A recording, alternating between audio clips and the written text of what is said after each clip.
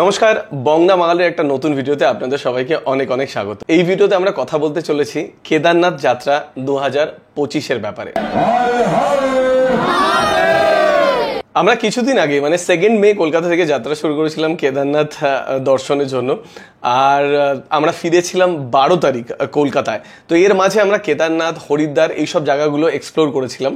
তো আমাদের অভিজ্ঞতা কেমন ছিল, কত কি খরচা, কিভাবে গেলে আপনাদের সুবিধা হবে, কিভাবে রেজিস্ট্রেশন করাতে হবে, বাকি সমস্ত তথ্য এই ভিডিওতে আমরা শেয়ার করার চেষ্টা করব। প্রথমে বলে রাখি, কেদারনাথ যেতে হলে আপনাকে অনলাইন রেজিস্ট্রেশন করাতে হবে। স্ক্রিনে যে আপনি লিঙ্কটা দেখতে পাচ্ছেন, ওই লিঙ্ক, যেটা আমি চেষ্টা করব ডিসক্রিপশনে দিয়ে দেওয়ার অথবা কমেন্ট বক্সে দিয়ে দেওয়া, এই লিঙ্কে গিয়ে আপনার আধার কার্ড আর ওটিপি দিয়ে কিন্তু লগ ইন করতে হবে। লগ ইন করে কিন্তু আপনি কোন স্লটে যেতে চান সেটা আপনাকে বুক করতে হবে। তারপরে আপনার কাছে একটা এরকম পিডিএফ ফর্ম চলে আসবে, যেখানে আপনার ফটো বাকি সব ডিটেলস থাকবে এবং একটা কিউআর কোড থাকবে, যেটা এরপরে কাজে লাগবে। কখন কাজে লাগবে সেটা আমি একটু পরে বলছি। তো এইভাবে আপনারা রেজিস্ট্রেশন করে নিতে পারেন। যদি আপনারা অনলাইন রেজিস্ট্রেশন করতে পারছেন না, অফলাইন রেজিস্ট্রেশনেরও একটা অপশন আছে সোনপ্রয়াগে যাওয়ার পরে। তো যদি বাই চান্স আপনারা করতে পারছেন না, সেক্ষেত্রে অফলাইন রেজিস্ট্রেশনও কিন্তু ওখানে হয়, আমি দেখেছি। এটা হলো রেজিস্ট্রেশন চেকের জায়গা। আমরা যে রেজিস্টার করেছিলাম এখানে আসার আগে, সেইটা এখানে শো করতে হবে। এবার রাশ বাড়লে সেই অফলাইন রেজিস্ট্রেশনটা হবে কিনা সেই ব্যাপারে আমার আইডিয়া নেই, বাট আমরা যখন গেছিলাম তখন মোটামুটি খালি ছিল, তার জন্য দেখছিলাম অফলাইন রেজিস্ট্রেশনও হচ্ছিল। তাই আমি সাজেস্ট করবো আপনারা অনলাইন রেজিস্ট্রেশন করে যান। এবার অনেকে জানতে চেয়েছিলেন যে হেলিকপ্টার রাইড কিভাবে বুক করবেন। সাধারণত কেদারনাথে হেলিকপ্টার রাইডগুলো আইআরসিটিসি মেনটেন করে। ওদের একটা ওয়েবসাইট আছে, যেটা এখন স্ক্রিনে দেখতে পাচ্ছেন, আমি ওটা ডিসক্রিপশন অথবা কমেন্ট বক্সে দিয়ে দেবো। ওখান থেকে বেশ কিছুদিন আগে কিন্তু আপনাকে বুক করতে হবে হেলিকপ্টার রাইড। এবছর আমি দেখলাম হেলিকপ্টার রাইডের কস্টিংটা একটু বেশি, আর আপ ডাউন আপনাকে বুক করতে হচ্ছে। আমি ওয়ান সাইড ফেয়ারটা বা বুক করার অপশন আমি পাইনি। আমি নিজেও চেষ্টা করেছিলাম, তার জন্য আমি আর বুক করিনি। আমি হেঁটে গেছি, হেঁটে এসছি। সাধারণত ফাটা থেকে কেদারনাথ আপনি যদি যান, তাহলে যাতায়াত ভাড়া আপনার পড়বে 6,063 টাকা। আর ফাটা হলো সোনপ্রয়াগ থেকে 13 কিলোমিটার আগে। এছাড়া আপনি যদি শীর্ষি থেকে যেতে চান, শীর্ষি থেকে কেদারনাথ যাওয়া এবং আসা খরচা পড়বে 6,061 টাকা, যেটা সোনপ্রয়াগ থেকে ওই মোটামুটি 6 কিলোমিটার আগে। আর যদি গুপ্তকাশী থেকে আপনি কেদারনাথ যেতে চান, তাহলে ওটার খরচা পড়বে 8,533 টাকা। এটা কিন্তু আমি যাতায়াত ভাড়া বলছি। আর গুপ্তকাশীটা সোনপ্রয়াগ থেকে প্রায় 28 কিলোমিটার আগে পড়ে ইনফ্যাক্ট। এবার আপনার যেখান থেকে সুবিধা সেখান থেকে আপনি টিকিট কাটতে পারেন, বাট অনলাইন রেজিস্ট্রেশন করাতে হবে।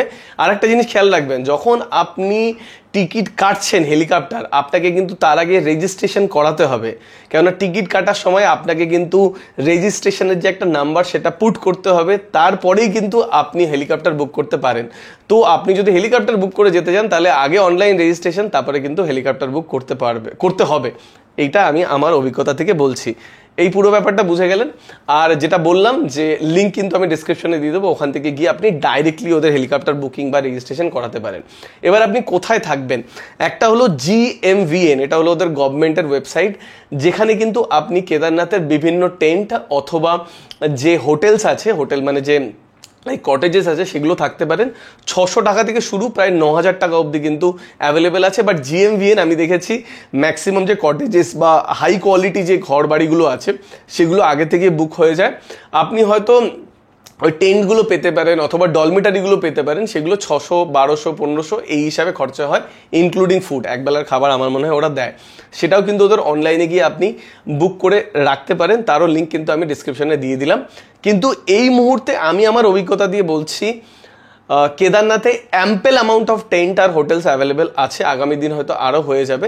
তাই যদি বাই চান্স আপনি না বুক করেও যান, আশা করি পেয়ে যাবেন। বাট এবার যদি আগামী দিন খুব বেশি ভিড় হয়, সেক্ষেত্রে সমস্যা হতে পারে। বাট স্টিল আমার মনে হয় যে পরিমাণে ক্যাম্প বা হোটেলস হয়েছে, পেতে খুব একটা অসুবিধা হবে না। বাট স্টিল আপনি GMVN থেকে বুক করে যেতে পারেন। এছাড়াও আপনি গোয়াই বিবো, মেক মাই ট্রিপ বা অন্যান্য যে অনলাইন বুকিং ওয়েবসাইট আছে, সেখান থেকেও কিন্তু ক্যাম্প বুক করতে পারেন। আমি স্ট্রংলি রেকমেন্ড করবো না, বা ওভার দ্য ফোনে কারোর সাথে কথা বলে টাকা ট্রান্সফার করবেন না, যতক্ষণ না দেখছেন যে ওই মোবাইল নাম্বারটা বা ওই অ্যাকাউন্টটা পার্টিকুলার ওই হোটেলের।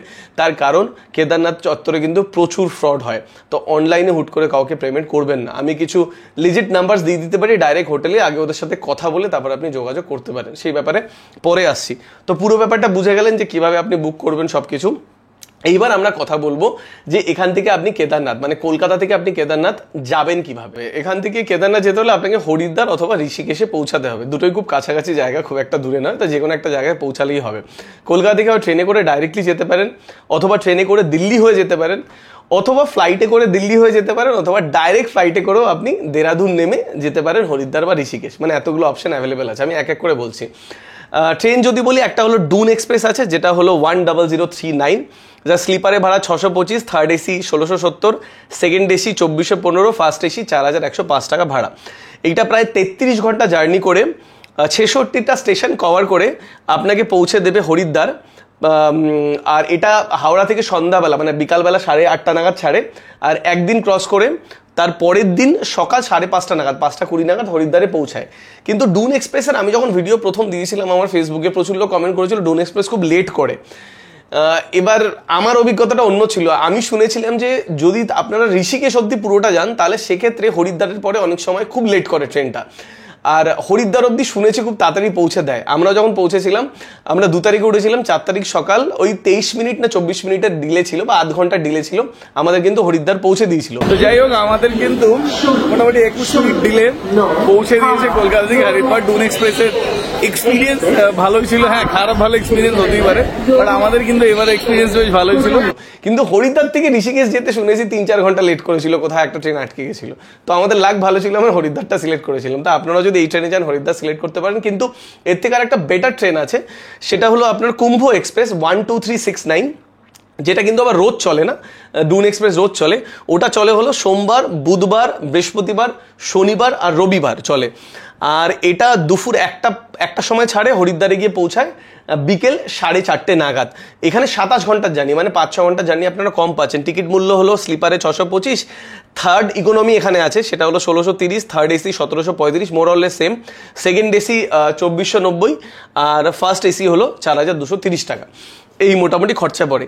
এবার দেখুন, যারা কর্মরত, আমি যখন অফিসে আছি, অফিস থেকে যেতে হলে তাহলে আমাকে ডুন এক্সপ্রেসটা বেটার, যেহেতু আমি অফিসের পরের টাইমটা পেয়ে যাচ্ছি। বাট যদি আপনাদের ছুটি থাকে সেক্ষেত্রে আপনারা কুম্ভ এক্সপ্রেসে যেতে পারেন। আমার মনে হয় এই ট্রেনটাও যথেষ্ট ভালো, দুটোই আপনার হাওড়া থেকে ছাড়ে। তো মোটামুটি ট্রেনের ব্যাপারে আপনাদের বলে দিলাম। এছাড়া আপনারা চাইলে ট্রেনে করে ডাইরেক্ট দিল্লি চলে যান, যে কোনো ট্রেন ধরে। দিল্লি থেকে কিন্তু সারা রাত সব সময় শুনেছি বাস পাওয়া যায়, সেটাই করে আপনারা হরিদ্বার বা আপনারা ঋষিকেশ পৌঁছে যেতে পারেন। এইবার বলি ফ্লাইটে কিভাবে যাবেন। এবার ফ্লাইটের একটা অপশন, এখান থেকে দিল্লি চলে গেলেন, দিল্লি থেকে বাসে করে চলে গেলেন আপনি হরিদ্বার, অথবা আমি বলবো ডেফিনেটলি ডাইরেক্ট এখানে আপনি দেরাদুন চলে যান কলকাতা থেকে। দেরাদুনের এয়ারপোর্টটার নাম হলো জলি গ্র্যান্ড এয়ারপোর্ট, আর যেটা হরিদ্বার থেকে প্রায় 35 কিলোমিটার মতন দূরে, ঋষিকেশ থেকে আটটু হয়তো কাছে হবে। এবার এখন যদি টিকিট মানে আগামী এই মাস পরের মাসের হিসাবে যদি আমি টিকিট দেখি, মে জুন জুলাইয়ের টিকিট দেখি 7,000-7,500 টাকা করে মোটামুটি টিকিট প্রাইস চলছে। তো আপনারা চাইলে কিন্তু ফ্লাইটে করেও ডাইরেক্ট যেতে পারেন। এইবার আমি কেন বারবার হরিদ্বার বলছি, তার কারণ আমরা হরিদ্বার হয়ে গেছিলাম, এই জন্য হরিদ্বারের কথা বলছি। আপনারা কিন্তু ঋষিকেশ হয়ে যেতে পারেন, মোর অর লেস সেম রুটই পড়ছে। তো কিভাবে যাবেন, কিভাবে রেজিস্ট্রেশন করবেন, পুরো ব্যাপারটা আমি আপনাদের জানিয়ে দিলাম। এইবার আমি বলি হরিদ্বার বা ঋষিকেশ থেকে আপনারা কিভাবে যাবেন কেদারনাথ। হরিদ্বার থেকে সোনপ্রয়াগ, মানে যেই জায়গাগুলোর নাম আপনাদের জানা দরকার, সোনপ্রয়াগ, গৌরীকুণ্ড, তারপর হলো কেদারনাথ। সাধারণত গৌরীকুণ্ড অবধি মোটরেবল রোড আছে, তারপরে কিন্তু যা হবে সব হেঁটে। বোঝা গেল ব্যাপারটা। নর্মাল যে লোকাল ট্রান্সপোর্ট যেগুলোতে আপনারা ট্রাভেল করবেন, সেটা ম্যাক্সিমাম সীতাপুর অথবা সোনপ্রয়াগ অবধি যাবে। তারপর সোনপ্রয়াগ থেকে যখন আপনি গৌরীকুণ্ডে যাবেন, সেটা গভর্নমেন্ট একটা ট্যাক্সি স্ট্যান্ড আছে, সেইটাই করে যেতে হবে। ওখানে কিন্তু অন্যান্য লোকাল গাড়ি ঘোড়া চলে না। হ্যাঁ, বাইক ঠাইক হয়তো চলতে পারে, বাট এই যে আমরা শেয়ার গাড়িগুলো আসছি সেগুলো কিন্তু ওখানে চলে না। যাই হোক, হরিদ্বার থেকে সোনপ্রয়াগ বা সীতাপুরের দূরত্ব হলো অ্যাপ্রক্সিমেটলি ধরে রাখুন ওই 227 কিলোমিটারের মতন, আমি অ্যাপ্রক্সিমেট বলছি। আর ঋষিকেশ থেকে সোনপ্রয়াগের দূরত্ব হলো প্রায় 203 কিলোমিটারের মতন, মানে স্লাইটলি একটু কম। এইবার আপনারা যখন ডুন এক্সপ্রেসে করে সকালে গিয়ে নামছেন একদম হরিদ্বারে, আপনারা চাইলে কিন্তু তখনই ওখান থেকে বাস বা গাড়ি ধরে সোনপ্রয়াগে চলে যেতে পারেন। বোঝা গেল ব্যাপারটা? সেই দিনই যেতে পারেন। অথবা আপনারা যদি চান যে একটা দিন হরিদ্বারে রেস্ট নেবেন, রেস্ট নিয়ে পরের দিনও কিন্তু আপনারা যেতে পারেন সোনপ্রয়াগে। আমরা কি করেছিলাম, আমরা যেদিন পৌঁছেছিলাম সেই দিন আমরা প্ল্যান করেছিলাম হরিদ্বারে থাকবো। আজকের দিনটা মানে 4 তারিখ আমরা থাকবো হরিদ্বারে। সন্ধ্যাবেলা একটু আরতি দেখার ইচ্ছা হয়েছে। আবার কালকে দিয়ে আমরা শুরু করবো কেদারনাথ যাত্রা। এবার আমরা যাত্রা শুরু করেছিলাম 2nd of May তে। 3rd মেতে আমরা পুরো ছিলাম ট্রেনে, আর 4th মে একদম আর্লি মর্নিংয়ে 5:30 6টা নাগাদ নেমে গেছিলাম হরিদ্বারে। এবার হরিদ্বার স্টেশনের সামনে প্রচুর হোটেল আছে যেখানে আপনারা থাকতে পারেন। আমি একটা হোটেলের নাম বলতে পারি যেটা আমরা ছিলাম 2 দিন, সেটা হলো হোটেল দীপ গঙ্গা। কন্ট্যাক্ট নাম্বার সবকিছু দেখে নিতে পারেন, একদম নতুন হোটেল। এটা একদম স্টেশনের উল্টো দিকেই আছে, চিত্রা সিনেমার পাশের গলিতেই এটা। বেশ ভালো হোটেল, 1500 থেকে 2500 টাকার মতো আপনার হোটেল রেন্ট পড়বে, উইথ এসি উইদাউট এসি। একদম নতুন হোটেল, আপনারা থাকতে পারেন, আমার বেশ ভালো লেগেছে। এইবার আপনারা যদি ভাবেন যে একদম স্টেশনের সামনে থাকবেন না বা এই হোটেলে থাকবেন না, এছাড়াও কিন্তু প্রচুর হোটেল আছে স্টেশনের সামনে 500 700 1000 টাকায় পাওয়া যায়, সেগুলোও দেখতে পারেন। আমি যেটা দেখেছি সেটা আপনাকে বললাম। এবার যেটা বলছিলাম, যদি মনে হয় স্টেশনের সামনে থাকবেন না, তাহলে যে মেন ঘাট যেখানে সন্ধ্যা আরতি হয় বা যেখানে মেনলি জমজমাট ব্যাপারটা থাকে, সেটা হলো হর কি প্যারি। আমার উচ্চারণটা ঠিকই আছে, আই থিঙ্ক হর কি প্যারি ঘাট আছে, যেটা স্টেশন থেকে প্রায় 2 কিলোমিটার দূরে। ওখান থেকে আপনি টোটো পেয়ে যাবেন। আপনি যদি শেয়ারে যান সেক্ষেত্রে 20 টাকা পার হেড ভাড়া নেবে, যেটা হাতিপুল অথবা হাতিঘাট অব্দি নামিয়ে দেবে। ওখান থেকে হেঁটে হেঁটে আপনাকে যেতে হবে। অথবা আপনি যদি পুরো টোটোটা রিজার্ভ করে যান তাহলে 100 টাকা নেবে, মানে 5 জনের টাকা ওরা নিয়ে নেবে। বাট শেয়ারে গেলে আমি দেখেছি জেনারেলি পাওয়া যায় 20 টাকা করে যাওয়া যায়। বাট বেশি লাগেজ থাকলেও একটা টোটো নিয়ে নিতে হয় 100 টাকা করে। আপনি যে হাতিপুল বা হর কি প্যারির ঘাট ওখানে চলে যেতে পারেন। টোটো করে মোটামুটি এই জায়গাটা নামিয়ে দেবে। এটা হলো হাতিপুল। এখানে ওয়াশরুম থেকে শুরু করে খাওয়ার দাওয়ার জায়গা সবই আছে। আর এই জায়গাটাতে দেখলাম বিশাল বড় গাড়ির পার্কিং এরিয়াও আছে। ভাই এই জায়গাটা হেভি লাগছে কিন্তু সত্যি। আমি এতদিন টিভির পর্দায় দেখেছি বা ইউটিউবের অন্যান্য ভিডিওতে দেখেছি, আজকে প্রথমবার এই ব্রিজের উপর দাঁড়িয়ে লোকজন এই যে স্নান করছে, এই যে পুরো এরিয়াটা দেখতে অপরূপ সুন্দর লাগছে। আজকে এত সকালেও এত লোক, এখানে এত ভিড় আমি ভাবতেই পারিনি। ওখানে কিন্তু আপনি প্রচুর হোটেলস পেয়ে যাবেন, যেই হোটেলে আপনারা সেদিন থাকতে পারেন, গঙ্গা স্নান করতে পারেন, সন্ধ্যাবেলা 7টার সময় আরতি হয় সেগুলো দেখতে পারেন। এই এক্সপিরিয়েন্সগুলো কিন্তু নিতে পারেন। আর আমি শিওর আপনি যখন এতটা ট্রেন জার্নির পরে প্রথমে গঙ্গার সামনে সকালবেলা গিয়ে দাঁড়াবেন, ওই মুহূর্তটা কিন্তু আপনার হেভি লাগবে। আমার এখনো মনে হয় যখন প্রথম গিয়ে যখন গঙ্গাটা দেখছিলাম, এত জলের স্রোত, এত লোক, অত সকালে 6:30 7টার সময় অত লোক, সেটা আমাদের দেখে খুব ভালো লেগেছিল। এবার এইখানে আমি একটা দুটো হোটেলের আপনার রেফারেন্স দিতে পারি। হোটেল আরতি দর্শন যেখানে আমরা ছিলাম, যেটা সব থেকে কাছে, একদম হর কি প্যারি ঘাটের একদম উল্টো দিকে আছে। আপনি ঘরে বসেই কিন্তু আপনারা আরতি দেখতে পারেন। হোটেল মানে ভিউ রুমগুলো নেয় প্রায় 3-3.5 টাকার মতো, 3,000 টাকার মতন নেয়। আলকা হোটেল আছে, হোটেল জ্ঞান আছে, ওই চত্বরে প্রচুর হোটেল আছে, আপনারা পেয়ে যাবেন। এবার সমস্যাটা কোথায় হয়, এখানে ম্যাক্সিমাম হোটেলে কিন্তু চেক ইন টাইম তোমার মোটামুটি 12টা থেকে 1টা, তার আগে চেক ইন হয় না। আর্লি চেকিং হতে পারে, যদি হোটেল খালি থাকে সেক্ষেত্রে 1000-1200 টাকা এক্সট্রা চার্জ নিতে পারে। আমাদের হোটেল এটা যদি একদম প্রাইম লোকেশনে পুরো ফুল, আর্লি চেক ইন এই মুহূর্তে সম্ভব হবে না। তাও ওরা বলছে চেষ্টা করছে 11টার মধ্যে যদি রুম দেওয়া যায়। তার জন্য আমাদের সেই ওই এদিক ওদিক ঘুরে ঘুরে বেড়াতে হয়েছিল। 11টা 11:30টার সময় আমরা রুম পেয়েছিলাম, তারপরে গিয়ে গঙ্গা স্নান করেছিলাম, সন্ধ্যা আরতি দেখেছিলাম। এই সব ভিডিও হয়তো আমাদের ইউটিউব বা ফেসবুকে আছে, আপনারা গিয়ে দেখতে পারেন ইন্ডিভিজুয়াল। আমি আর ডিটেলসে যাচ্ছি না। তো এই একটা দিন কিন্তু আপনারা কাটাতে পারেন হরিদ্বারে, বেশ ভালো লাগবে। এইবার আমরা অনলাইনে চেক করছিলাম যে হরিদ্বার থেকে সোনপ্রয়াগে কিভাবে যাওয়া যায়। এবার সবাই বলছিল হরিদ্বার থেকে ডাইরেক্ট সোনপ্রয়াগে যায় না, ওটা সীতাপুর অবধি যায় বাসগুলো। সীতাপুর থেকে ওই 800 মিটার থেকে 1 কিলোমিটার মতন হেঁটে আপনাকে সোনপ্রয়াগে আসতে হবে। তাই বললাম ঠিক আছে, ওই 1 কিলোমিটার তো ম্যানেজ করেই নেওয়া যাবে। এইবার আমরা বাস খুঁজছিলাম। এবার বাসের আমি আপনাকে অপশন দিয়ে রাখি। ফার্স্ট অফ অল, যত গভর্নমেন্ট বাসেস আছে বা প্রাইভেট বাসেস আছে সবই কিন্তু ছাড়ে হলো একদম হরিদ্বার স্টেশনের উল্টো দিকেই। ওইখানেই আপনার বাস স্ট্যান্ড আছে, প্রাইভেট আর সরকারি বাস স্ট্যান্ড। ওই যে সামনে দেখা যাচ্ছে ওটা হলো তোমার সরকারি বাস স্ট্যান্ড। আর ওখান থেকে একটু আগে আসলে এই যে সব বাসগুলো দাঁড়িয়ে আছে, এটা হলো প্রাইভেট মানে বেসরকারি বাস স্ট্যান্ড। সরকারি বাসে ভাড়া আমি যেটা দেখলাম 450 থেকে 500 টাকা, এর থেকে বেশি নয়। I think to be precise 465 approximately হয়তো হবে, যেগুলো ঠিকঠাক বাস। যেমন আমাদের এখান থেকে কলকাতা থেকে যেমন স্প্ল্যানেড থেকে যে বাসগুলো ছাড়ে ওই বাসই, বাট এইখানে বাসের সাইজগুলো একটু ছোট হয়, যেহেতু আমরা পাহাড়ি রাস্তা তার জন্য। হয় ওই বাসে আপনি যেতে পারেন, অথবা আপনি প্রাইভেট বাস বুক করতে পারেন। প্রচুর প্রাইভেট বাসেস আছে যেটা সকালবেলা গিয়েও আপনি পেয়ে যেতে পারেন, অথবা অনলাইন রেড বাস, গোয়াই বিবো বা মেক মাই ট্রিপ থেকে বুক করতে পারেন। আমি আর একটা বাসের সন্ধান দিতে পারি, যেটা আমি দেখলাম ওদের ওখানে খুব বেশি চলে, সেটা হলো Devbhoomi express. Devbhoomi I think travels, express তো নয়, হ্যাঁ দেবভূমি ট্রাভেলস আছে। এদের কিন্তু প্রচুর বাসেস দেখি, যেমন আমাদের এখানে শ্যামলী পরিবহনের প্রচুর বাস আছে, ওদের ওখানে দেবভূমির প্রচুর বাস আছে, আর ভালো ভালো বাস আছে, good quality luxury pushback seat bus. এবার এগুলোর ভাড়া পড়ে 650 টাকা থেকে 1200 টাকা, 1250 টাকার মতন অনলাইন যদি কাটেন। বাট এবারের যদি ভাড়া দেখি তাহলে 800 850 টাকা, আমরা 800 টাকার মতনই পেয়েছিলাম। আর এরা দেখলাম যথেষ্ট প্রফেশনাল, টিকিট কাটার পরে আপনাকে ফোন করে বা মেসেজ পাঠায়, এটা দেখলাম বেশ ভালো। দেবভূমিটা পার্টিকুলার, বাকিগুলোর আমি জানি না, বাট আমি সব ডিটেলসই ডিসক্রিপশনে দিয়ে দিলাম, এখান থেকে আপনারা বুক করতে পারেন। না সরকারি বাস বুক করতে হলেও যেদিন যাবেন সেদিন একবারে সরকারি বাস ওখানে প্রচুর ব্যাক টু ব্যাক ছাড়ে, আপনি বুক করে নিতে পারেন। আমার মনে হয় সকাল 10 থেকে 11টা অবধি কন্টিনিউ বাস যায়, আর বিকাল বা সন্ধ্যের আগে কিন্তু সোনপ্রয়াগ বা সীতাপুর পৌঁছে দেয়, কারণ রাত্রিবেলা আমি শুনেছি বাস চলে না, মানে ওই রুটে বাস চলে না, গাড়ি চলে, বাস চলে না। এইবার যেটা বলছিলাম যে কতটা ডিস্টেন্স, হরিদ্বার থেকে সোনপ্রয়াগের ডিস্টেন্স প্রায় 227 কিলোমিটার, যেখানে সময় লাগে প্রায় 8 থেকে 10-12 ঘন্টা, ডিপেন্ড করছে কতটা জ্যাম থাকে। যদি জ্যাম না হয় তাহলে 8 ঘন্টার মধ্যে আপনারা পৌঁছে যাবেন, আর যদি জ্যাম হয় তাহলে কিন্তু এটা 10, 12, 13, 14 ঘন্টাও লাগতে পারে। আমি আপনাদের সাজেস্ট করবো যতটা আর্লি মর্নিংয়ে আপনারা হরিদ্বার থেকে বেরোবেন ততটা আপনাদের জন্য ভালো হবে। আর একটা জিনিস বলে রাখি, যদি আপনাদের গ্রুপ বড় থাকে, আপনারা প্রাইভেট গাড়িতে যেতে চান, তাহলে প্রাইভেট গাড়ির এখান থেকে ভাড়া নেয় 1000 থেকে 1200 টাকা পার হেড। এবার এই টাকাটা অনেক সময় 800-900 টাকা হয়, যেখানে 10 জনের গাড়ি হয় ওইভাবে নিয়ে যায়, যেটা আমি আপনার বলে দিলাম। তো ওইভাবে আপনারা যেতে পারেন। আর যদি প্রাইভেট গাড়ি ভাড়া নিয়ে নেন তাহলে ওই হিসাবেই নেয়, 7-8 হাজার টাকার মতন নেয়। ছোট গাড়ি আই থিঙ্ক 4,500-5 হাজার টাকা নেয়। বাট এই যে রেটগুলো, এগুলো টোটালি ডিপেন্ড করে সিজন টু সিজন, যেমন সিজন হয় সেই হিসাবে নেয়। তো এইভাবে আপনারা যেতে পারেন ওখান থেকে। আর যেটা বলছিলাম অনেকটা সময় লাগে। এবার আমরা ওই মোটামুটি 5:30টার বাস ধরেছিলাম সকালবেলা। 5:30 বাসটা আই থিঙ্ক একটু আধা ঘন্টা বা 20 মিনিট লেটে ছেড়েছিল। আর আমরা সীতাপুর বা সোনপ্রয়াগে গিয়ে পৌঁছেছিলাম ওই দুপুর 1-1:30 নাগাদ। মোরলেস আমাদের কপাল ভালো ছিল, বেশি জ্যাম পাইনি, পৌঁছে গেছি। বেজে গেছে প্রায় 2টোর সময়, আমরা জাস্ট এসে পৌঁছালাম সীতাপুর। এখানে কিন্তু সীতাপুর অব্দি তোমার গাড়ি আসে, তারপর আর যায় না। আচ্ছা, আরেকটা কথা বলতে ভুলেই গেছিলাম, যখন থেকে আপনারা হরিদ্বারে নামছেন তখন থেকে কিন্তু কমপ্লিটলি ভেজ খাবার, ওখানে কিন্তু নন ভেজ কোনো জায়গায় অ্যাভেলেবেল নেই। লুকিয়ে চুরিয়ে কেউ বিক্রি করলে আলাদা ব্যাপার, বাট অনেকে ট্রাভেল এজেন্সি নিয়ে যায়, তারা লুকিয়ে চুরিয়ে রান্না করে, আলাদা ব্যাপার, বাট অফিসিয়ালি কিন্তু ওখানে অ্যাভেলেবেল নেই। আমরা ওখানে যে কয়দিন 8-10 দিন ছিলাম আমরা কিন্তু কমপ্লিটলি ভেজ খাবারই খেয়েছি। এইবার এই যে পুরো রাস্তাটা, এই রাস্তার সিনিক বিউটি খুব সুন্দর। মাঝখানে আপনারা সঙ্গমও পাবেন, যেখানে দুটো নদী জল একসাথে হয়। বাট বাসে গেলে ডেফিনেটলি বাস ওখানে দাঁড়াতে দেয় না। আপনারা যদি প্রাইভেট গাড়ি করে যান সেক্ষেত্রে সঙ্গমের মজাও নিতে পারেন, ওখানে 10-15 মিনিট দাঁড়িয়ে ভিডিও করলেন, আসতে পারেন। এটা প্রাইভেট গাড়ির ফায়দা। বাট যদি শেয়ার গাড়িতে অথবা বাসে যান তাহলে কিন্তু এই মেন স্পটগুলো আপনারা দাঁড়াতে পারবেন না।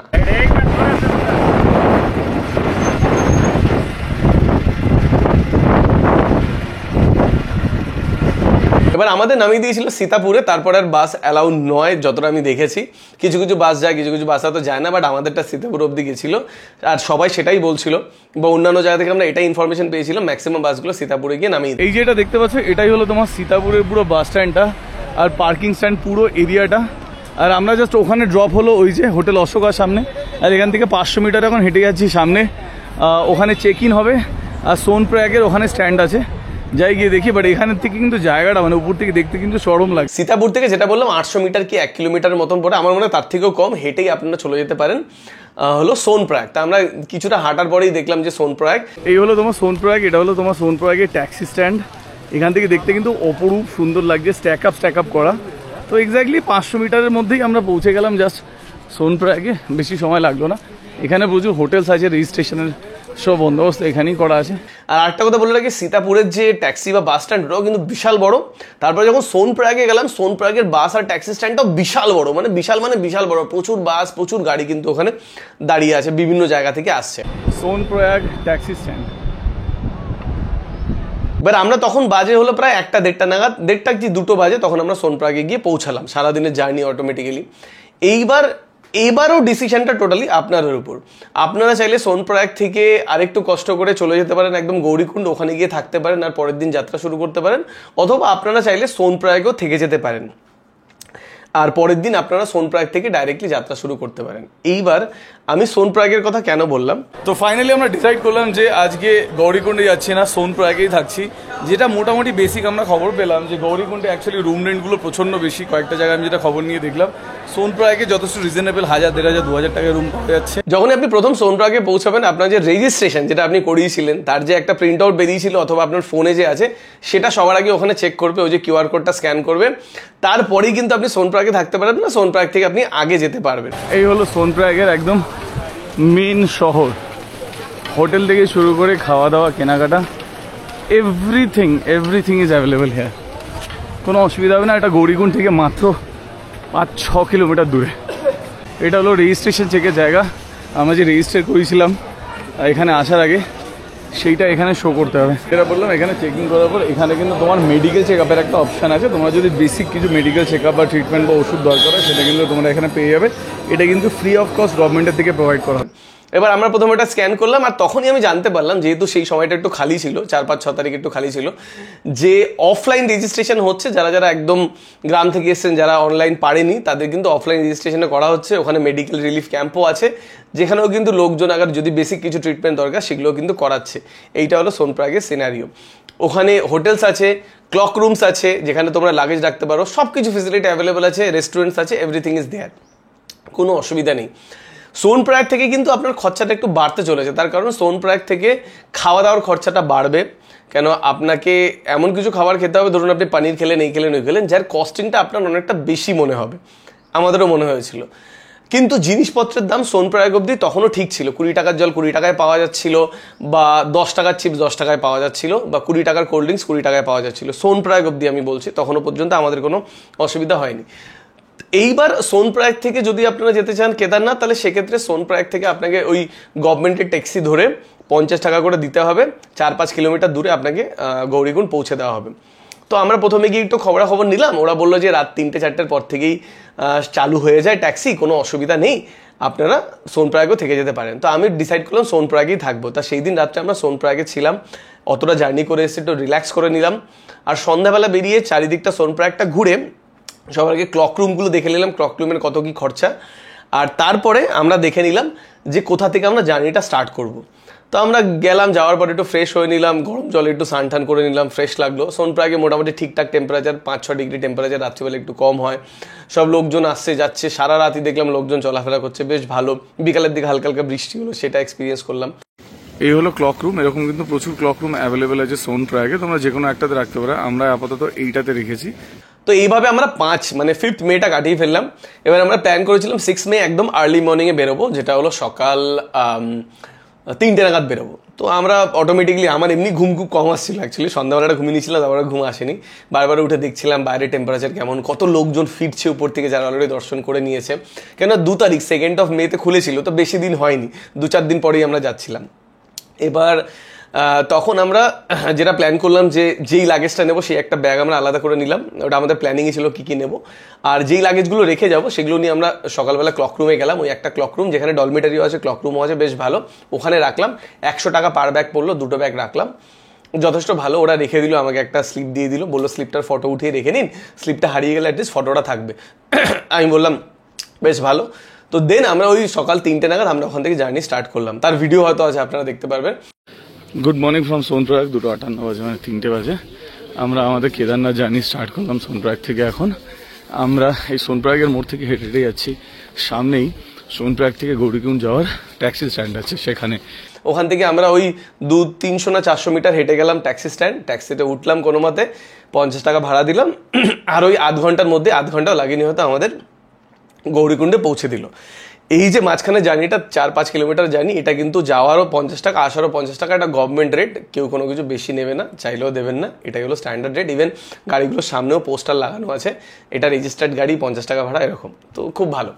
ওখানে যাওয়ার পরেই আপনারা ওখান থেকে ডলি, যে কাঁধের ডলি হয়, ডলি করে আপনারা যেতে পারেন।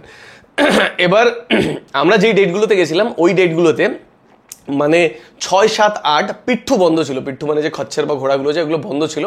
তার কারণ প্রায় 14টার মতন খচ্চর মারা গেছিলো ওই সময়। তার জন্য ওদের কিছু একটা ইনফ্লুয়েঞ্জা না কি একটা রোগ হয়েছিল, তার জন্য ওই 3 দিনের জন্য বন্ধ রেখেছিল, তাই খচ্চর হচ্ছিল না। ওখানে ডলি ছিল, কেউ যদি ডলি করে উপরে যেতে চায়, ওয়েট হিসাবে হয়। আমি যেটা দেখছিলাম 50-60 কিলো যদি ওয়েট হয় তাহলে 7,000 টাকার মতন ওরা নিচ্ছে, অথবা পিঠে করে যদি যেতে চান তাহলেও 6-7 হাজার টাকা নিচ্ছে, এরকম সব কস্টিং। তো এগুলো ওখানে গিয়ে বার্গেনিং করে নেবেন, বিকজ এই কস্টগুলো না ফিক্সড হয় না। তো আমরা একদম গৌরীকুণ্ডের ওই ভিতর থেকে হাঁটা শুরু করলাম। হাঁটতে হাঁটতে কিছুটা পরেই সেই গৌরীকুণ্ডের যে সেই হট স্প্রিং যে জায়গাটা আছে ওটা দেখলাম। যদিও গত বছর যে খুব ডিজাস্টার এসেছিল মে-জুন মাসে, প্রচুর লোক মারাও গেছিলো শুনেছি, রামবাড়া, গুপ্তম বা গৌরীকুণ্ড একদম ভেসে গেছিলো অনেক জায়গা। তো সেটাকে আবার নতুন করে তৈরি করা হয়েছে। আর এটা বলে যে আপনারা যদি কেদারনাথ যাত্রা শুরু করেন তাহলে গৌরীকুণ্ডে স্নান করে শুরু করুন। তো আমরা যেহেতু অলরেডি হরিদ্বারে স্নান করে নিয়েছিলাম, তাই আমরা গৌরীকুণ্ডে স্নান করার কথা ভাবিনি, এটা আমাদের প্ল্যান ছিল। তো ওখান থেকে আমরা যাত্রা শুরু করলাম। আর একটা কথা বলে রাখি, যদি আপনারা কেদারনাথ যাত্রা শুরু করেন, যদি মনে হয় কিছু কিনবেন আপনারা, তাহলে গৌরীকুণ্ড থেকে কিনে নিন। ওখানেও আমার মনে হয় ওখানে অবধি দামটা ঠিকঠাক আছে, তারপর থেকে কিন্তু দাম আপনার আস্তে আস্তে বাড়া শুরু করবে। গৌরীকুণ্ড অবধি আমার মনে হয় দামটা ঠিকঠাক আছে, যদি আমরা বেশি কিছু কেনাকাটা করিনি, খালি একটু জুস টুস খেয়েছিলাম, দ্যাট ওইটাও আমাদের অনেক 100 টাকা করে নিয়েছিল একটু একটু গ্লাস। তো যাই হোক, অতটা উপরে তুলতে হয় এই জন্য হয়তো। তো ওখান থেকে আমরা হাঁটা শুরু করলাম। আর আমি বলে রাখি, গৌরীকুণ্ডে যে ট্যাক্সি স্ট্যান্ড, ওখান থেকে আপনার যে গৌরীকুণ্ড মার্কেটটা, ওটা প্রায় ওই 1 কিলোমিটার মতন হবে। হেঁটে হেঁটে আপনাকে আসতে হবে। মানে এগুলো ভাবুন, এগুলো কিন্তু আপনার হাঁটার মধ্যেই পড়ছে, কেন গৌরীকুণ্ডে যে নামলেন আপনি ট্যাক্সি করে, তার থেকে হেঁটেই যাবেন, আর কোনো কিছু নেই। আর মোটামুটি গৌরীকুণ্ডের ওই মার্কেট থেকে যে ট্রেকিং স্টার্ট পয়েন্ট, একটা বড় গেট আছে, সেটা প্রায় 500-600 মিটারের মতন পড়ে, যেটা আমি মোটামুটি দেখেছি। এবার দেখুন, এখন একটা বিভেদের কথা বলবো আমি। বিভেদের কথা কি, এক একজন এক এক রকম কথা বলবে। গত বছর এই ত্রাসদিটা আসার পরে রাস্তাটা অনেকটা বেড়ে গেছে। অনেকে বলছে বলে 18 কিলোমিটার, অনেকে 20 কিলোমিটার, অনেকে 22 কিলোমিটার বলছে। বাট আমার মনে হয় এইটা প্রায় 20-22 কিলোমিটারের মতনই, বিকজ রাস্তাটা আমার মনে অনেকটা বেড়ে গেছে। রামবাড়া থেকে আমরা যখন ক্রস করেছিলাম, রাস্তাটা আমার অনেকটা বেশি লেগেছে। যাই হোক, আমার জন্য প্রথমবার, বাট বেশি লেগেছে মানে আমি অ্যাপ্রক্সিমেটলি আন্দাজে বলছি। এবার যাই কিলোমিটার হোক, আমি এভারেজ ধরুন 20-22 কিলোমিটার এভারেজ ধরে চলছি, কেন আগের থেকে এখন রাস্তাটা অনেকটা বেড়ে গেছে। এবার আপনারা ওই যে ট্রেকিং স্টার্ট পয়েন্ট, ওখান থেকে যাত্রা শুরু করলেন। এই রাস্তার মাঝখানে কেমন কি অভিজ্ঞতা সেটা আলাদা বলছি না, আপনাকে হেঁটে হেঁটে যেতে হবে, কম লাগেজ নিয়ে যেতে হবে, একটা ভালো ট্রেকিং শু পরে যেতে হবে, নাহলে একটু সমস্যা হয়, কেননা রাস্তাঘাটের অবস্থা খুব খারাপ থাকে, খুব স্লিপারি হয়। আমাদের কপাল ভালো ছিল, যেহেতু খচ্চর বা পিট্টু ছিল না, তাই আমরা রাস্তাঘাট খালি পেয়েছিলাম, আমাদের খুব একটা অসুবিধা হয়নি। এবার একটা ইম্পর্টেন্ট পয়েন্টের ব্যাপারে বলে রাখি, সেটা হলো mobile network. Through out the Kedarnath journey আপনার মোবাইল নেটওয়ার্কে কোথাও কোনো সমস্যা হবে না। আমি আপনাকে সাজেস্ট করবো দুটো কানেকশন নিয়ে যান, একটা জিও অথবা এয়ারটেল। দুটোরই কানেকশন আপনি অল্টারনেট ওয়াইজ সব জায়গায় পেয়ে যাবেন। আমি দেখেছি কিছু কিছু জায়গায় 5G না থাকলেও 4G আছে, ম্যাক্সিমাম জায়গায় 5G আছে, ইভেন কেদারনাথও আপনি 5G পাবেন। তো মোবাইল নেটওয়ার্ক নিয়ে কোনো চাপ নেই। প্রিপেড পোস্টপেডের ব্যাপার নেই, প্রিপেড সিম ওখানে চলে, কোনো অসুবিধা নেই। এবার বলছি জিনিসপত্রের দাম। যত আপনারা উপরে যাবেন তত কিন্তু জিনিসপত্রের দাম বাড়বে। প্রথমে আমরা যখন একটা 2-3 কিলোমিটার পরে একটা গ্যাপ নিয়েছিলাম, সেখানে জলের বোতল 20 থেকে 40 হয়ে গেছিল। আবার কিছুটা পরে যখন গ্যাপ নিয়েছিলাম, তখন ওটা প্রায় 40 থেকে 60 না 70 নিল, আর একটা জায়গায় 80 নিল। আর যখন একদম কেদারনাথে গিয়ে জল কিনলাম, তখন কিন্তু ওটা পড়ে গেল 100 টাকা পার বোতল। 20 টাকার বোতলটাই 100 টাকা। এই যে বিসলারি জলের বোতল, এখানে কিন্তু 50 টাকা। হ্যাঁ, এখন 20 টাকার জিনিস কিন্তু তোমাকে 50 টাকা দিয়ে কিনে খেতে হবে। এখন নিচ্ছি শশা ব্রেক, সোনালি শশা খাচ্ছে। এখানে এই যে শশা, কলা, লেবু জল এগুলো পাওয়া যাচ্ছে। ভাই দেখো, একটা শশা 50 টাকা। কিছু কারণে এখানে যত উপরে আসবে, এত উপরে জিনিসপত্র মাথায় টেনে আনতে হয়, তো দাম তো হবে। উপরে খাবার সব আমরা নিয়ে এসেছি। কেন দাম নেয়, যে এই খাবার আমরা একটুখানি টেনে আনতে দাম বেরিয়ে যাচ্ছে। বাকি যদি জিনিসপত্রের দাম বলি, আপনি যত উপরে যাবেন দামটা ডাবল হবে। মানে 5 টাকার বিস্কিট 10 টাকা, বা 10 টাকার চকলেট 20 টাকা, এটাই কিন্তু স্ট্যান্ডার্ড রেট হিসেবে ওখানে চলে। কারণ নিচ থেকে প্রতিটা জিনিস উপরে তুলতে হয়, যেটা খুব কষ্টকর ব্যাপার। তো এই জিনিসটা খেয়াল রাখবেন। তো আপনারা যদি নিজেরা কিছু খাবার ক্যারি করতে পারেন খুব ভালো। আর ক্যারি নিজেকেই করতে হবে, কেন পিঠে 1 কিলো ওয়েটও কিছুটা যাওয়ার পরে 10 কিলো ওয়েট হয়ে যাবে, এরকম একটা মনে হয় যখন আপনারা উপর দিকে উঠবেন। এখানে কিছু চকলেট কিনলাম, 10 টাকা চকলেটগুলো 20 টাকা করে। এখানে কিন্তু দাম ডবল হবে, আগেই বলে রাখছি, কারণ নিচ থেকে মাথায় বয়ে এখানে উঠে আনতে হয়। যদি ট্রেকের এক্সপিরিয়েন্স বলি, রামবাড়া অব্দি মোরাললেস তাও রিল্যাক্স, আপনি হয়তো ওঠানামা করে যেতে পারেন। কিন্তু রামবাড়া থেকে লাস্ট যে 6-8 কিলোমিটারের রাস্তা, ওটা একদম স্টিফ ওঠা, ওইটাই একদম ভেঙে দেয়, একদম শরীরটাকে পুরো ভেঙে দেয়, মনোবলটাকে ভেঙে দেয়, কিন্তু ওই শক্ত হয়ে উপরে উঠতে হয়। আমি রামবাড়া ব্রিজের উপর দাঁড়িয়ে আছি, আর এই যে রাস্তাটা গেছে এরকম জিগজ্যাগ হয়ে উপরে, তারপর গিয়ে ওই সেই দূরে। আর উপরে যদি পাহাড়গুলো দেখো, এই যে বরফের পাহাড় দেখা যাচ্ছে। এখানে কিছু বরফাবৃত জায়গাও কিন্তু দেখা যাচ্ছে, অনেকে যাচ্ছে ওখানে। তো গত বছর এখানে অনেকই জুন জুলাই মাসে অনেক মানে ক্ষয়ক্ষতি হয়েছিল। আর একটা জিনিস বলবো, ডেফিনেটলি রেনকোট ক্যারি করুন। আর যদি রেনকোট ক্যারি না করেন, আমি বলবো হরিদ্বার থেকে, লোকাল মার্কেট থেকে ওখানে পাওয়া যায়, বাসে ওঠার আগে বা গাড়ি ওঠার আগে 50 টাকা করে রেনকোট কিনে নিন। কেন এই 50 টাকা রেনকোটটাই সোনপ্রয়াগ বা হরিদ্বার, সোনপ্রয়াগ বা গৌরীকুণ্ড বা কেদারনাথে 100 টাকা 150 টাকা বিক্রি হয়। এখানে দেখো এরকম ফুল সাইজ রেনকোট পাওয়া যাচ্ছে 50 টাকা করে। ঠিকই বলেছি, এখানে দাম কম, উপরে গেলে দাম অনেক বেশি হবে। তো আগের থেকে কিনে নিন, নিচের থেকে জিনিস কিনে নিন, তাহলে আপনার দামটা কম হবে। যে রেনকোটটা ব্যাগ সমেত পুরোটাই কভার হয়ে যায়, ওগুলো ইউজ অ্যান্ড থ্রো রেনকোট, একবার কি দুবার পরার জন্য 50 টাকা, ঠিক আছে।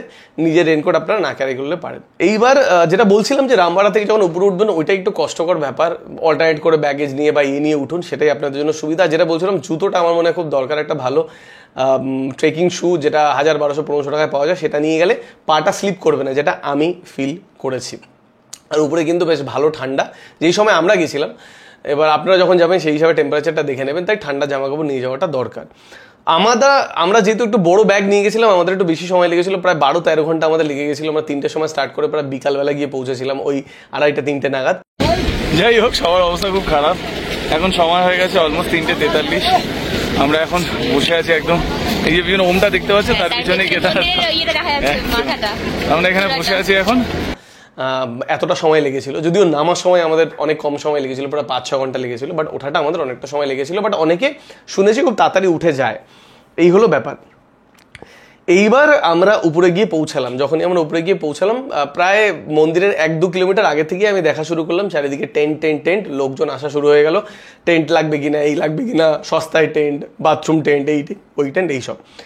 আমি যতটা গভর্নমেন্টের কিছু ডকুমেন্টস পড়লাম বা ওয়েবসাইট ঘাটলাম, আপনি যতই টেন্ট করুন না কেন, ওখানে প্রাইভেট বাথরুম তৈরি করার কোনো পারমিশন নেই। গভর্নমেন্ট যে বাথরুমগুলো করেছে সেই বাথরুমে কিন্তু আপনাকে যেতে হবে। টেন্টের ওয়াশরুম কিন্তু এরকম হয়, গভর্নমেন্ট যে ওয়াশরুম দিয়েছে সেই ওয়াশরুমে ইউজ করতে হয়। এরকম ওয়াশরুম কিন্তু উপরে ওই সাইডেও আছে, এই সাইডেও আছে। প্রাইভেট কটেজ নিলে আলাদা ব্যাপার। আপনি একটা নিজের টেন্ট কলোনি বানাতে পারেন। আমি একটা বিজনেসম্যান, আমি বানালাম, কিন্তু আমি বাথরুম বানাতে পারবো না, ওয়াশরুম বানাতে পারবো না, সেটা কিন্তু গভর্নমেন্টেরই ইউজ করতে হবে। আর টাচউড, ওয়াশরুমগুলো যথেষ্ট পরিষ্কার ছিল। সোনালী প্রতিটা most of the washroom use করেছে, মেয়েদের যেটা হয়, বাট ওরা 10 টাকা করে নিচ্ছিল, বাট ওয়াশরুমগুলো খুব পরিষ্কার ছিল। ওদের জল দিয়ে পরিষ্কার করে দিচ্ছিল 1 বালতি করে, আর প্রতিটা ওয়াশরুমে একটা করে লোক ছিল। আমরা যখন গেছিলাম ততক্ষণ অব্দি ওয়াশরুমের ফ্যাসিলিটি খুব ভালো পেয়েছি, রাস্তায় কোনো অসুবিধা হয়নি। বাট ম্যাক্সিমামটাই ইন্ডিয়ান টয়লেট, কোমোড কিন্তু আমি দেখতে পাইনি, আমার চোখে পড়েনি, হোটেল ছাড়া, মানে রাস্তায় আমার চোখে পড়েনি। যাই হোক, তো যেটা বলছিলাম যে ওই 2 কিলোমিটার আগে থেকেই যে টেন্ট আপনারা দেখতে পারবেন, যে ওই টেন্ট দিন। এবার কিছুটা আগেই যাওয়ার পর একটা ব্রিজের মতন পরে, তারপরেই হলো কেদারনাথ মন্দির। ওই ব্রিজের আগেই হলো আপনার রেজিস্ট্রেশন সেন্টার, যেখানে আপনি যে রেজিস্ট্রেশন করিয়ে এসেছেন সেই রেজিস্ট্রেশনটা দেখালে ওরা একটা সঙ্গে সঙ্গে স্লিপ দিয়ে দেবে। 1-2 ঘন্টা পরেই বা যতক্ষণ পরে ওরা একটা টাইম দিয়ে দেবে, সেই সময় আপনাকে মন্দির দর্শন করতে হবে। যদি ওটা অতটা ভ্যালিড হয় না, তার কারণ আপনি যদি লাইনে লেগে যান 2 ঘন্টাও মন্দির দর্শন হতে পারে, আবার 10 ঘন্টা তো মন্দির দর্শন হতে পারে, ডিপেন্ড আপন দ্য লাইন। ওইখানে আপনি রেজিস্টার করিয়ে নিলেন। এবার যেখানে রেজিস্ট্রেশনের জায়গাটা আছে সেখানেই কিন্তু আপনার এটিএমও আছে, 2খানা এটিএম আছে। আই থিঙ্ক SBI আর HDFC এরকমই তো এটিএম দেখলাম, আমার মনে নেই, বাট 2টো ব্যাংকের এটিএম, SBI তো আছে, আর একটা মনে HDFC ছিল। 2টো ব্যাংকের এটিএম আছে, ওখান থেকে আপনারা টাকাও তুলতে পারেন। এইবার আপনাকে একটা জিনিস বলে রাখি, যে এই টাকা পয়সা ক্যারি করার ব্যাপারটা আমাকে অনেকে বলেছিল যে বেশি করে ক্যাশ নিয়ে যাস, ওখানে অনলাইন নাও চলতে পারে। বাট আমি দেখলাম ম্যাক্সিমাম জায়গায় অনলাইন চলে। কিছু কিছু রেস্টুরেন্ট ওরা বাইরে লিখেই রেখেছে অনলি ক্যাশ, অনলাইন নেয় না ওরা। আইদার দ্যাট, আমি যেটা দেখেছি ম্যাক্সিমাম জায়গায় অনলাইন পেমেন্ট নিচ্ছে। আপনি কিছু ক্যাশ নিয়ে যেতে পারেন, এটিএম থেকে কিছু ক্যাশ তুলতেও পারেন, অবশ্য বেশি লোক গেলে হয়তো এটিএমের ক্যাশ শেষও হয়ে যেতে পারে, বাট অনলাইনটা আমি দেখলাম নেয়, চলে। তাও আমি বলবো মিনিমাম কিছু ক্যাশ নিয়ে যান, আর বাকিটা আপনি অনলাইন করতে পারেন, এটা আপনাকে বলে দিলাম। এইবার কেদারনাথের ব্যাপারটা কি হয়, আপনারা চাইলে ওখানে গিয়ে যেদিন যাচ্ছেন সেই দিন লাইনে দাঁড়ালেন, পুজো দিলেন, আবার পরের দিন সকালে চলে আসলেন, থাকার কোনো ব্যাপার নেই। বাট আমার মনে হয় যে এতটা ট্রাভেল করে গিয়ে ওখানে যদি একটা দিন নাই থাকেন, তাহলে সেই কেদারনাথের ফিলটা আমার মনে হয় পাবেন না, যেটা আমার মনে হয়েছিল। আমরা 6 তারিখে গিয়ে পৌঁছালাম ওখানে বিকাল। আমরা প্ল্যান করেছিলাম ওখানে একদিন থাকবো। টেন্টের অপশন যদি বলি, আপনি যদি 2 ঘন্টা 3 ঘন্টার জন্য অনেকে টেন্টে নেয়, 300-400 টাকায় আপনি টেন্ট পেয়ে যাবেন। সারাদিন থাকার জন্য আমার মনে হয় 600 থেকে 1200 টাকার মধ্যে আপনি ভালো ভালো টেন্ট পেয়ে যাবেন। একটু বার্গেনিং করতে হবে, আর দেখতে হবে যে এক্স্যাক্টলি তখন কতটা রাশ আছে কেদারনাথে। আর একটা জিনিস আমি দেখেছি, আপনি যদি দিনে দিনে পৌঁছান তাহলে কিন্তু টেন্ট আপনি বার্গেনিং করে অনেক কমে নিতে পারেন। যখনই রাত হয়ে যায় বা বৃষ্টি বাদল হচ্ছে, বরফ পড়ছে, তখন কিন্তু টেন্টের কস্ট অনেক বাড়িয়ে দেয়। তার কারণ ওরা জানে যে এদের টেন্ট নিতেই হবে, তাই একটু বেশি প্রাইস দিলেও কোনো অসুবিধা নেই। এইটা কিন্তু সবই আমার নোটিসে এসছে, সেই হিসাবে আমি আপনাদের বলছি। তো সেই হিসাবে আপনারা টেন্ট ভাড়া নিতে পারেন। এবার হোটেল ভাড়ার কথা বলি।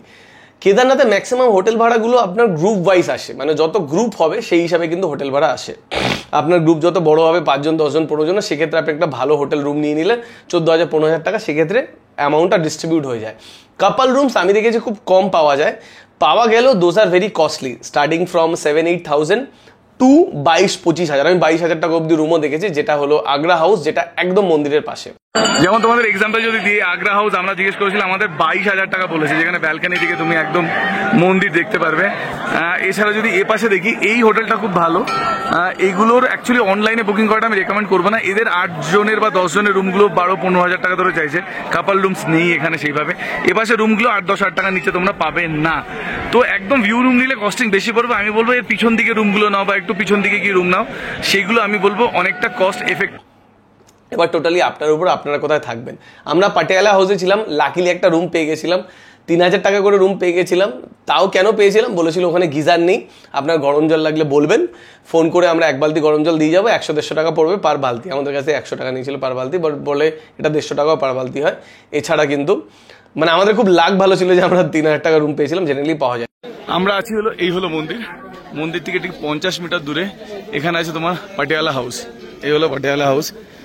আর এখানে এখনো বড় পড়ে আছে, এই যে। আর ওই যে সামনে দেখতে পাচ্ছ পাটিয়ালা হাউসে তোমার রিসেপশন, বা এখানে সেইভাবে রিসেপশন হয় না। আর এই হলো পুরো পাটিয়ালা হাউসটা, বেশ ভালো। সব রুম বুক ছিল, আমাদের কপাল ভালো ছিল, আমরা একটা রুম পেয়েছি। আর ওই যে সোনালি দাঁড়িয়ে আছে, রুমের মালকিন। এবার আমি তোমাদের রুমটা দেখাচ্ছি, তার আগে আমি একবার তোমাদের নাম্বারটাও দেখিয়ে দিই। এই হলো পাটিয়ালা হাউসের ফোন নাম্বার দেওয়া আছে, তোমরা যেটা যোগাযোগ করতে পারো। রুমে একদম বেসিক ফেসিলিটিস পাবে।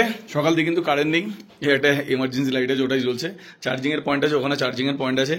খাটটা বেশ ভালো, বিছানা পরিষ্কার ছিল, প্রচুর কম্বল দিয়েছিল এখানে, রাতে এখানে চরম ঠান্ডা। আর এখানে প্রাইভেট ওয়াশরুম আছে। এই হলো ব্যাপার, খুব হাইফাই নয়। গিজারটা এটা খারাপ হয়ে গেছিল, তাই আমাকে বললো আপনাদের গরম জল লাগলে চেয়ে নেবেন, এক্সট্রা গরম জল লাগলে 100 টাকা পার বাকেট হিসাবে লাগবে। এবার দেখুন, আমার ইনফরমেশন 100% কারেক্ট নাও হতে পারে, হয়তো ওখানে আরো সস্তা রুম পাওয়া যায়, বাট আমি তো অতটা এক্সপ্লোর করে দেখতে পারিনি। আমি যতটা দেখেছি ততটা আপনাদের বললাম।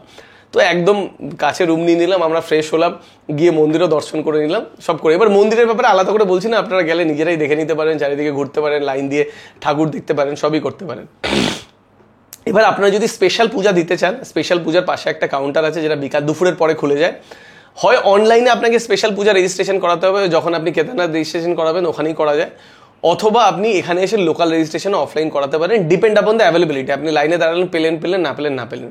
অফলাইন পূজা 5,500 টাকা করে লাগছে 5 জনের ফ্যামিলি মেম্বারের জন্য, মানে 5 জন আলাদা আলাদাও যেতে পারে, মানে আলাদা আলাদা লোক আপনারা হয়তো একদিন প্ল্যান করে গেলেন, অথবা একটা ফ্যামিলির 5 জনও যেতে পারেন। যেটা রাত্রিবেলা মোটামুটি 10:30-11টার পর থেকে শুরু হয়। আর সকালবেলা যেহেতু 5টায় মন্দির খোলে, 5টা মন্দির খোলার আগে কিন্তু আপনার ওটাকে মানে বন্ধ করে দেওয়া হয়, মানে প্রাইভেট দর্শনটা বন্ধ করে দেওয়া, তারপর লোকাল দর্শকের জন্য খুলে দেওয়া হয়। মন্দিরের টাইমিংটা এখন স্ক্রিনে যেমন দেখতে পাচ্ছেন, ওটা আমি বলে দিলাম, ওই হিসাবে আপনারা দেখতে পারেন। সকাল 5টায় মন্দির খুলে যায়, আর দুপুরে কিছুটা সময় বন্ধ থাকে।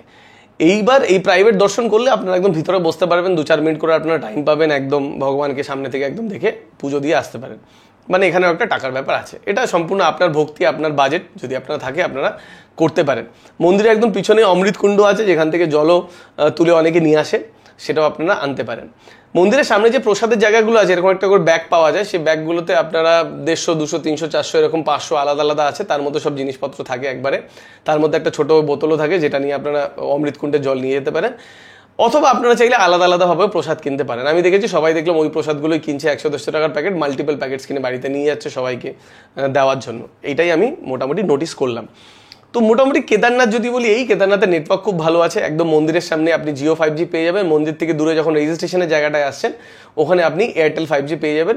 বাকি খাওয়া দাওয়া ডেফিনেটলি এক্সপেন্সিভ, যা নেবেন সব কিছুরই দাম 2 গুণ 3 গুণ আপনার লাগবে। যে কোনো জিনিস কিনতে গেলে আপনাকে ডবল দাম দিতে হবে, জল কিনতে গেলে 100 টাকা দিতে হবে। এই জিনিসগুলো কিন্তু কেদারনাথে আছে।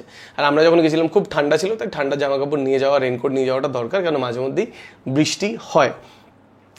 এবার সাধারণত মে জুন মাসটায় প্রচন্ড ভিড় হয়, জুন জুলাই বৃষ্টির সময় আবার একটু ভিড়টা কমে যায়, আবার আগস্ট সেপ্টেম্বর অক্টোবরে কিন্তু ভিড়টা আবার বাড়ে, তারপর তো বন্ধ হয়, ভাইফোঁটা ওইসব সময় আবার বন্ধ হয়ে যায় মন্দির। এই হলো টোটাল প্রসেস। আপনারা যদি জান কি কি করতে হবে, কি কি না করতে হবে, এইভাবেই কিন্তু আপনারা কেদার দর্শন করতে পারেন। আমি যতটা পারলাম ইনফরমেশন দিয়ে দিলাম আপনাদের। আর ফেরাটা যেটা বললাম, আমরা তো নর্মাল হেঁটে হেঁটে চলে এসেছিলাম, 5-6 ঘন্টার মধ্যে চলে এসেছিলাম, আমাদের খুব একটা অসুবিধা হয়নি। এইবার ফেরার সময় আরেকটা কথা বলে রাখি, আমরা যেদিন ফিরেছিলাম সেই দিনই আমরা প্ল্যান করেছিলাম যে হরিদ্বারে ফিরবো। আমরা সেই দিনই একদম হরিদ্বারে ফিরে গেছিলাম, আমাদের খুব একটা অসুবিধা হয়নি। ওখান থেকে প্রাইভেট গাড়ি করেছিলাম, একটু বেশি পড়েছিল 1200 টাকা, বাট একটু দাঁড়ালে হয়তো আমরা একটু কমে পেয়ে যেতাম, বাট তখন আর শরীর দিচ্ছিল না, তাই গাড়ি 1200 টাকা করে দিয়ে আমরা মোটামুটি 12টা 1টার মধ্যে আমরা হরিদ্বারে চলে এসেছিলাম সেই দিনই। আর এটা বলছি আমি 8 তারিখ রাতে আমরা চলে এসেছিলাম হরিদ্বারে। আপনারা চাইলে একদিন আবার সোনপ্রয়াগে স্টে করেও ফিরতে পারেন। আপনারা যদি মনে হয় বদ্রীনাথ যাবেন, তারপর সোনপ্রয়াগ থেকে বদ্রীনাথের গাড়ি পাওয়া যায়, সেখান থেকে যেতে পারেন। আর একটা কথা বলে রাখা দরকার, সেটা হলো যদি আপনারা কেদারনাথ ট্রিপ করতে চান বা 4 ধাম যাত্রা করতে চান, আপনাদের কোনো প্ল্যান নেই, তাহলে আমি বলবো সবার আগে আপনি পৌঁছে যান একদম হরিদ্বারে। হরিদ্বার বা ঋষিকেশে কিন্তু প্রচুর ট্রাভেল এজেন্সি আছে যারা কিন্তু এরকম 4 ধামে যাত্রা করায়, পার্সোনালাইজ ট্রিপ করায়, সেগুলোও কিন্তু আপনারা কথা বলে করতে পারেন। এবার আমি খরচার কথা বলি, আমরা সোনালি খরচা পড়েছিল অ্যারাউন্ড 40,000-এর মতন দুজনের। এবার তার কারণ আছে, আমরা হরিদ্বারে 2-3 দিন ছিলাম, আমরা কেদারনাথে গেছিলাম, হোটেলসে স্টে করেছিলাম, খাওয়া দাওয়া হ্যান নিয়ে আমাদের খরচাটা একটু বেশি পড়েছিল। আপনারা কিন্তু চাইলে এর অর্ধেক খরচাতেও কিন্তু হরিদ্বার ঘুরে আসতে পারেন। পার হেড আমি বলবো 12 থেকে 15,000 টাকা হলে কলকাতা থেকে ভালো মতো হরিদ্বার ঘুরে আসা যায়, একটু ক্রাঞ্চ ভাবে ঘুরে আসা যায়, আর একটু ফ্রিলি হলে আর একটু খরচা আপনার বাড়াতে হতে পারে। বাট আমি বলবো প্রপারলি রিসার্চ করে যদি যান তাহলে কিন্তু টাইম ম্যানেজ করে আপনারা কিন্তু পুরো হরিদ্বার বা ঋষিকেশ ঘুরে আসতে পারেন বা কেদারনাথ ঘুরে আসতে পারেন। আপনার কিন্তু কস্টিং অনেকটা কম হবে। জাস্ট একটু ইনফরমেশনটা গ্যাদার করতে হবে, যেটা আমরা কেদারনাথ যাওয়ার আগে পুরো ইনফরমেশন গ্যাদার করে গেছিলাম। যাই হোক, এই ভিডিওটা বিশাল বিশাল বিশাল বড় হয়ে গেছে। আমি জাস্ট আমার এক্সপিরিয়েন্স শেয়ার করলাম পুরো আমাদের কেদারনাথ যাত্রার। কেমন লাগলো এই ভিডিওটা নিশ্চয়ই কমেন্ট করে জানাবেন। এর বাইরেও যদি কিছু জানার থাকে নিশ্চয়ই কমেন্ট করুন, আমি চেষ্টা করবো তার অ্যান্সার দেওয়ার। ডিসক্রিপশনে, মানে আপনি যদি ভিডিওটা ইউটিউবে দেখেন ডিসক্রিপশনে সব লিঙ্ক বা সব কিছু পেয়ে যাবেন। আর যদি ফেসবুকে দেখেন তাহলে হয়তো ডিসক্রিপশনে দিতে পারবো না, আমি কমেন্ট বক্সে দিয়ে দেওয়ার চেষ্টা করবো, কেননা অনেক সময় ওখানে লিঙ্কে বেশি ক্লিক হলে ভিডিওসগুলো ডিসেবল হয়ে যায় ফেসবুকে, এরকম হয় আমি দেখেছি। যাই হোক, তো সেখানে আমি দিয়ে দেওয়ার চেষ্টা করবো। বাট বাকি ইউটিউবে তো আপনারা সব ইনফরমেশন পেয়ে যাবেন। যাই হোক, আজকে এই ভিডিওটা শুট করছি আমি 18 তারিখ 18th মে, আর আমরা জার্নি করেছিলাম 2 থেকে 12 মে, তো বেশি দিন হয়নি। আমার একদম সদ্য এক্সপিরিয়েন্স। কেমন লাগলো নিশ্চয়ই কমেন্ট করে জানাবেন। আর বাকি সব ভিডিওস, আমাদের এক্সপিরিয়েন্স ভিডিওস কিন্তু ইউটিউব বা ফেসবুকে আছে, ওখানে গিয়েও আপনারা চাইলে দেখতে পারেন, অথবা আমাদের ইনস্টাগ্রামটাও একবার চেক আউট করে নিতে পারেন। তো এই ভিডিওতে আপাতত এইটুকুই, দেখা হবে আপনাদের সাথে পরের ভিডিওতে। দেখতে থাকুন বংনা বাঙালি।